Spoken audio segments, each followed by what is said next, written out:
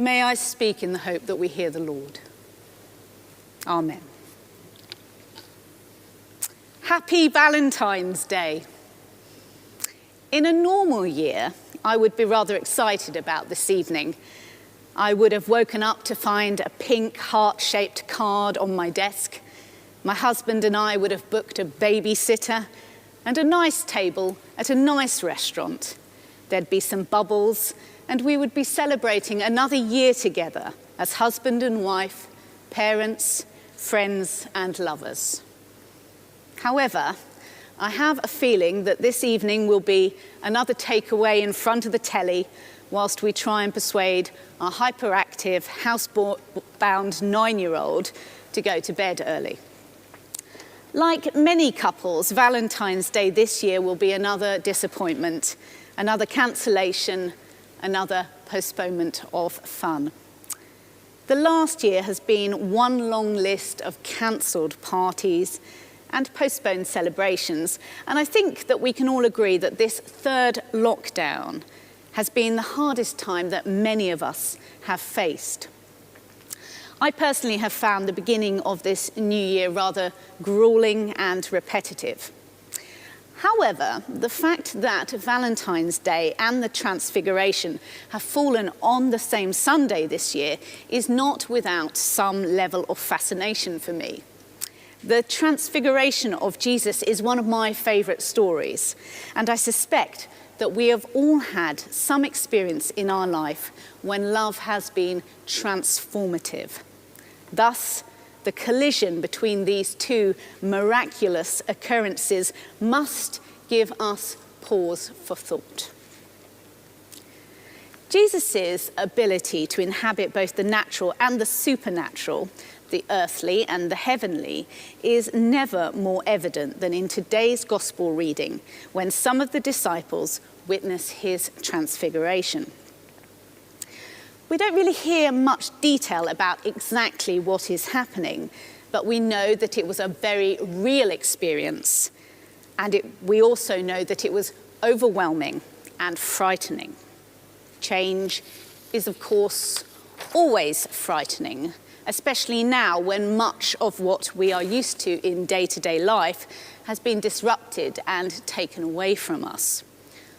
If you join our Lent course this year, you'll hear Marjorie talking about Jesus' relationship with the human and the supernatural after the resurrection. She talks about how Jesus effortlessly moves between worlds. Death is no barrier to his relationship and interactions with those he meets with and after he has been crucified.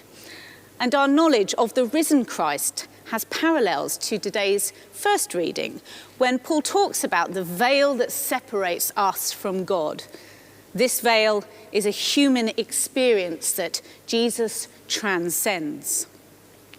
Like death, it holds no weight with Jesus, and we begin to learn that there are no barriers that Jesus can't cross. He is not restricted as the incarnate God like we are. It's those restrictions and barriers that can leave us feeling frustrated in our spiritual journeying, especially now when we have so many other restrictions in our lives, when we are forced to remain at home behind our four walls, separated from loved ones, unable to be with people at the times that are most important to us. However, we can make roads to lift the veil, to let the light of God shine through us.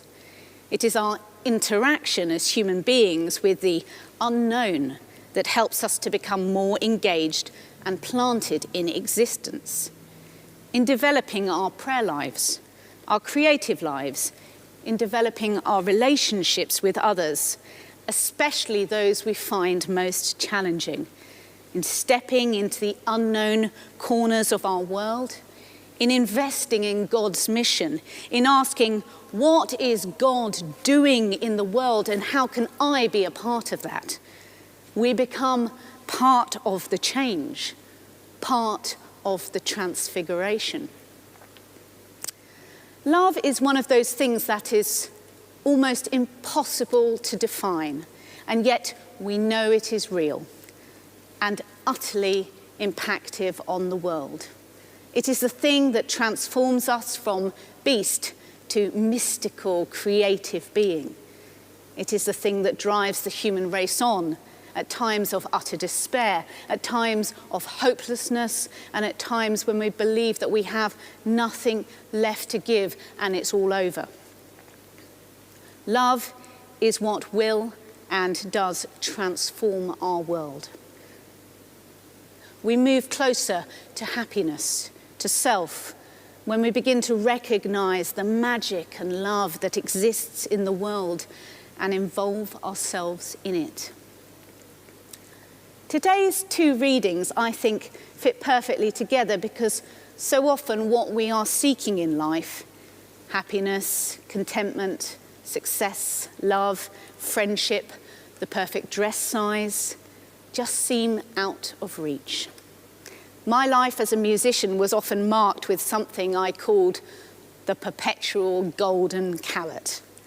Every time I decided that I'd had enough of trying to make it, whatever that means, some new opportunity for success would turn up and the golden carrot would once more be dangled in front of my face, and I would feel obliged to chase it one last time, often to no avail. As we move towards a time of Lent, we are given an opportunity to explore uncomfortable feelings of dissatisfaction. And as Paul talks about it in his letter to the Corinthians, we get to examine more closely the veil between us and the journey to the new Eden, a place where God's kingdom has reached maturity. That supernatural world that exists just beyond our grasp can feel tantalizingly like a golden carrot, always just out of reach, always a fingertip away. We must learn that it's okay to inhabit a place where we are waiting, where we don't feel completely 100%. As you may have heard many times before, it's okay not to be okay. In fact, I think you'd have to be slightly abnormal to feel like you're okay at the moment. With the whole world facing a pandemic which has taken over 100,000 lives in this country. It's been a bruising year for everyone in one way or another, and it's not over yet. I can promise you that there will be hard times ahead, but I can also promise you that there will be times of celebration again. The vaccine program is steaming ahead, and there is no reason not to feel confident in the science that predicts its success. As a church community, we've got so much to look forward to together as we plan for the 2022 project,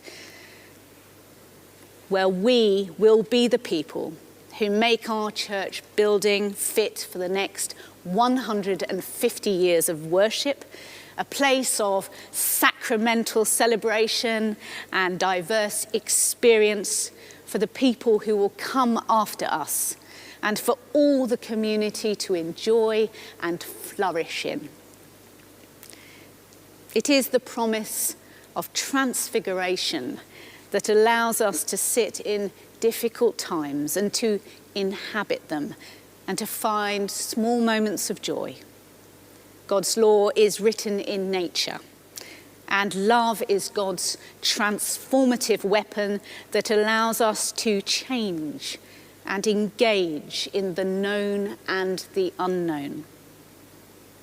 It's God's promise to us, God's Valentine card, written to each and every one of us, no matter who we are, how we choose to live our lives and worship, or how we choose to love and express that love on Valentine's Day. I am often reminded by this gospel reading that no matter how difficult our circumstances, no matter the time and place of grief that we find ourselves in, that it is good to be here in God's world, with the knowledge that this story of Christ's transfiguration is another love letter from God to humankind. He has given us the tools we need to build shelter on the side of this cold, windswept mountain that we find ourselves in at the moment. We have been given the gift of reckless, changeless, undying love through Jesus Christ. Today, the card that awaits you on your desk or through your letterbox reads, "Happy Valentine's Day. Love from your Creator." Amen.